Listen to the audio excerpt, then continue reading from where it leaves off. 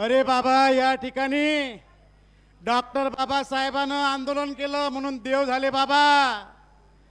भगतसिंगानं आंदोलन केलं म्हणून या भारताला क्रांती झाली. आणि त्याच्यातलाच देव माणूस. अरे दगडात देव नाही, माणसात देव आहे. आणि म्हणून आज मी गाडग्या या अमरावती जिल्ह्याचा या बच्चू कडू भाऊले भेटासाठी आलो. दादा, फार मोठं जिगर पाहिजे का? मोठं जिगर पाहिजे. माया शेतकरी बांधव दिवस रात्र राबते. हाडाचे कष्ट करून बिचारा दिवस रात्र मरते. आणि शेवटी हा 7-12 जर कोरा झाला नाही तर या सरकारचं डोकं कापल्याशिवाय तुम्ही सोडायचं नाही.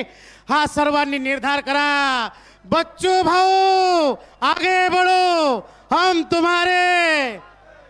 गोपाला गोपाला, बच्चू भाऊ गोपाला, तुकडोजी बाबा गोपाला. माय बाप हो. अरे मी दशसूत्री सांगितली. आंधळेले डोळे द्या, ताणलेले पाणी द्या, निराधाराले आधार द्या.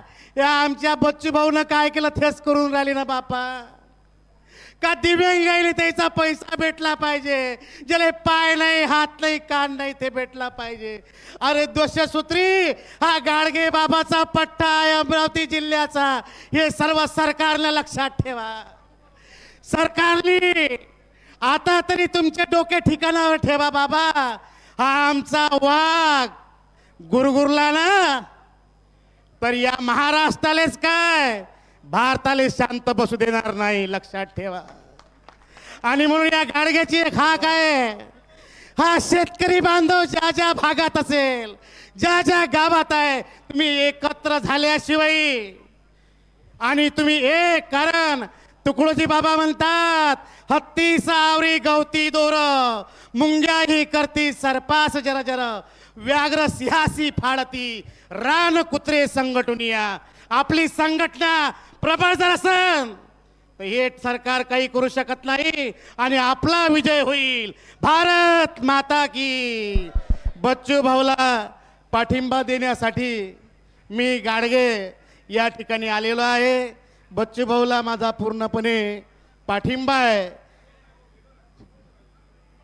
सर्व शेतकरी बांधवांना एक विनंती करतो की भाऊंच्या पाठीमागे जोपर्यंत तुमच्या शरीरामध्ये दम आहे, श्वास आहे, तोपर्यंत भाऊसोबत चाला.